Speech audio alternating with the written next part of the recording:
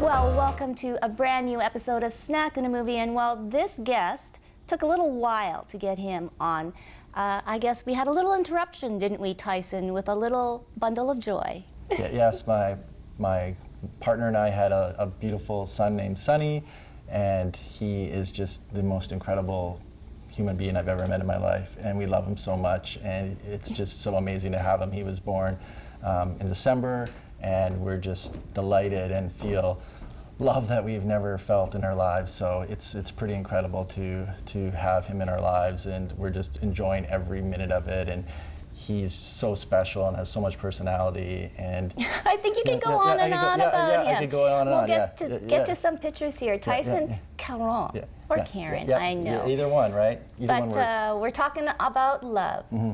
Your big project, Lovesick, is an incredible movie. So let's take us through the journey on how this is your directorial writing debut too. This is my big dramatic feature directorial debut. I've directed other things and documentaries and made other films, but this is my big feature film debut. So it was definitely a labor of love. I mean, films take so long to make. They do. I mean, when I tell people how long I've been working on Lovesick, they're going to be like, wow, you could have became a doctor in that time. So I started working on Lovesick in the fall of 2008. Oh. That's when I started writing. And I finished the first draft in February 2009. Oh my goodness. So that's like a long time ago. Yeah. So the story now. This story. So it's a love story loosely based on my life and my experience.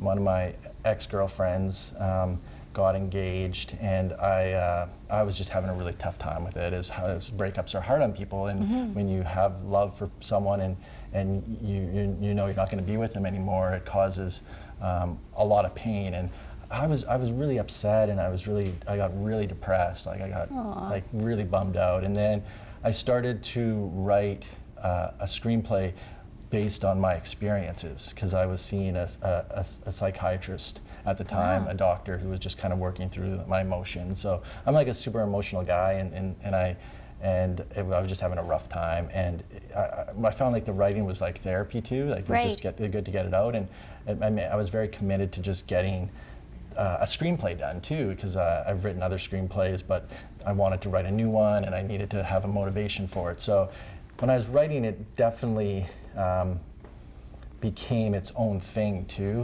It wasn't all about me and about my experiences. It started becoming about my friends' experiences, my family's experience, and oh, this thing happened to this person. Oh, and this friend, my one friend went through this experience. So it definitely like took on its life of its own, and it evolved, and so it doesn't feel overly narcissistic to me or autobiographical now. It feels like it's its own thing. It's its own. When my ex-girlfriend watched I was gonna ask. She watched it, and she loved it, and we're good friends now, and will be forever. And she gave her blessing and felt really great about the film. So that was nice, because I was a little worried. There's a bit of us in there, and a bit of me and another ex-girlfriend in there too, but a bit of like everyone too. So wow, you took your chances. Yeah, I took my chances. Yeah, so we all have good relationships, and my new partner Mamie and I are so great and have such a great relationship that life just works out, right? Like now we have a kid. So I know. Yeah.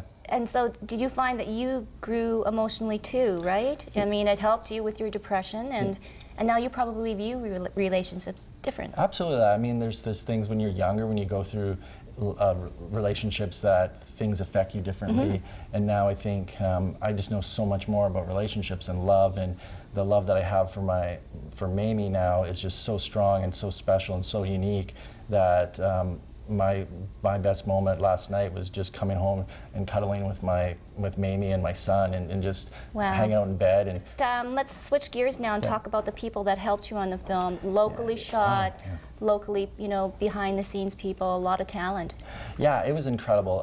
My good friend Kyle Irving, who I've known for 15 years, he's an amazing producer. He's been a producer on the film Capote, on the Jack Layton story. He's done all sorts of different things in terms of documentary. He's an incredibly talented smart producer that has a bit of all the skills you need to be a good producer. He knows finance, he knows marketing, he knows the creative, he knows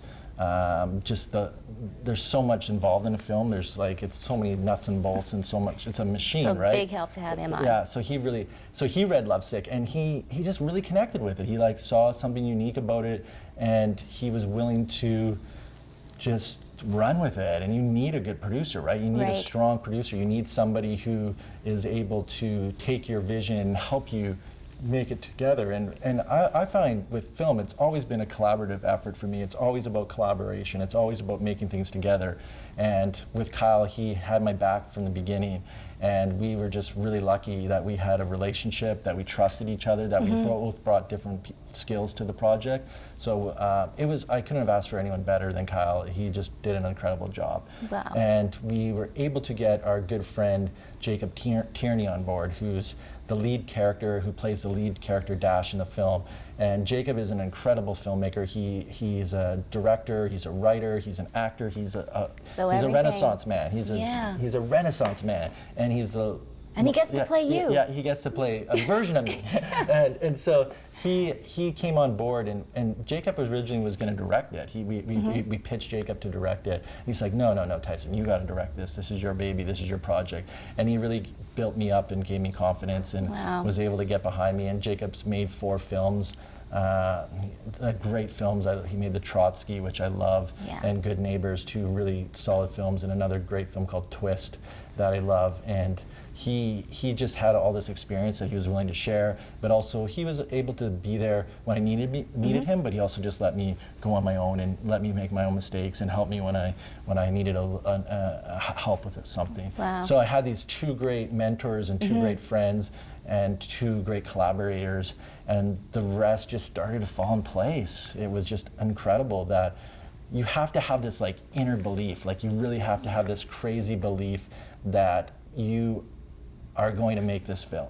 And the minute you stop believing that, I think then it might not happen. And so you have to feel this inner belief. So what I did was, one of the funny things I did was I did this poor man's version of copywriting. So when I was done my script, I took the script, I put it in an envelope, I mailed it to myself, I got the envelope back, and I had a sealed script. And that's sort of like this poor man's version of copywriting a film. And it was just this thing that always was in my house. It was on a shelf, it was in a drawer, it was around as this manila envelope. And it really gave me motivation, because I promised myself that if the film ever gets made, I will open up this envelope and I will share it with my friends and my cast members and my crew members on set, and we'll all take a page from the script and we'll all look at it and just see how this project's evolved. So on the first day of principal photography, at lunchtime, we all gathered around. So we have this big crew of 50 people, and we're in this cafeteria or this room in the Misericordia Hospital. And I would gather everyone around, and not everyone knew the story, but some people knew the story. And I opened up this script, and I was just so emotional. I was like crying, and we passed out the script, and I just told people, like, we're collaborators, we're doing this together, we're making this thing together, and I want you to just have a bit of like a little sort of token of my life and my experience. So we looked at some of the pages and we laughed, because some characters aren't even in the script anymore. They've been written off. Yeah, there's some very interesting things.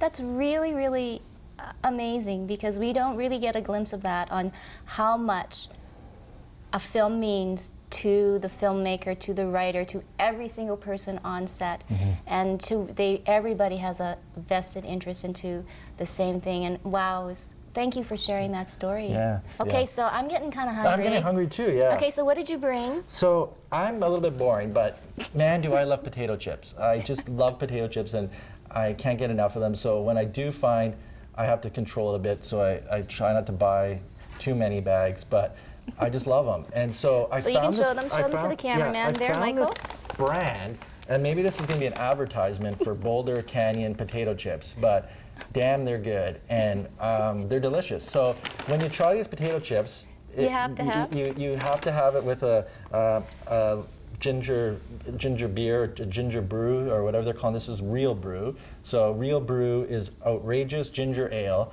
and it's delicious too. So between these two things, this was what, like, when you ask me, like, what are your favorite snacks, and I don't really eat a lot of snacks, so healthy. Yeah, so this is what I do. I might have a little bit of a chip problem, but then when I found these chips, they trick you into thinking that they're healthy chips because they sell them at health food stores. That is a secret. That's a secret, but they okay, are. Yeah. so you can crack those open.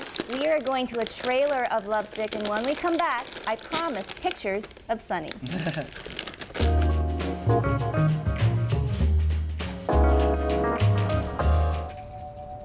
So, how does this work?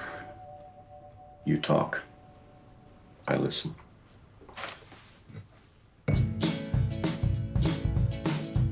So why do you think you're here? I'm still in love with her. Do you think it's a good idea to have dinner with your ex-girlfriend? Why not? I mean, Lauren and I were together for 10 years. Oh, what the hell's going on in here? She's barely known Mark Adam Jones for 1 year. Will you marry me? Yes? Oh, terrific. So you're really doing it? I would totally understand if you didn't come. Huh? I can't even listen to music anymore. She's in every song. Well, then you're gonna have to start listening to new music. Finding her hair everywhere. You look like you're about to bomb a government building. I think you're clinically depressed. As soon as you can let go of the past, be ready to take a chance on someone new. How long you been an alcoholic? I'm a binge drinker.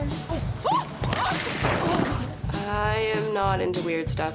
There's this other girl, Nora Vandenbroek. She's in AA, but I can't stop thinking about Lauren. So every time you think about Lauren, you just press that little red button and shock yourself. It seemed like a good idea at the time.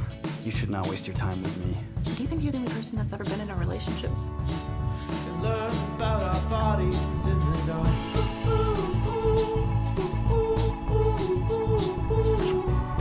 It's always about a girl. I don't know when the tide is coming in. You look like what I imagine hepatitis cells look like. Oh my God!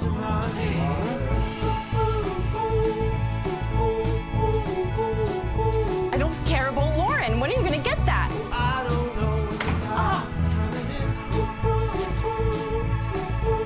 I told Mark what happened. We're still getting married. Guess gonna have to stop the wedding. You don't seem to mind the water.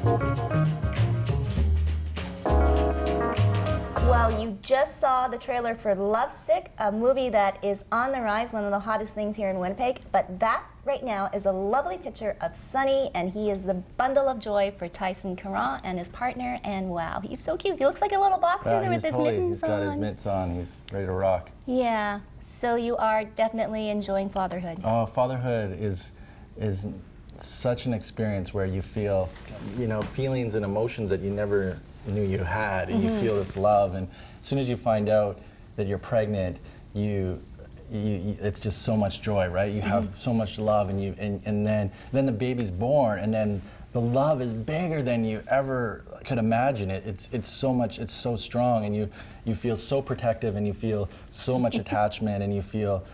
I'm just laughing because this is now the next movie to make. Yeah. It's kind of like the continuation after Lovesick. Yeah, I think yeah, so. Yeah, no, you may be onto something. Yeah, we talk about ideas all the time. But anyways, the film is getting a lot of buzz, and congratulations. I just saw that the song is nominated. Yeah, this is a really big thing for us because I was really, really strong and really, really firm on making sure the soundtrack came from Winnipeg musicians. I wanted to.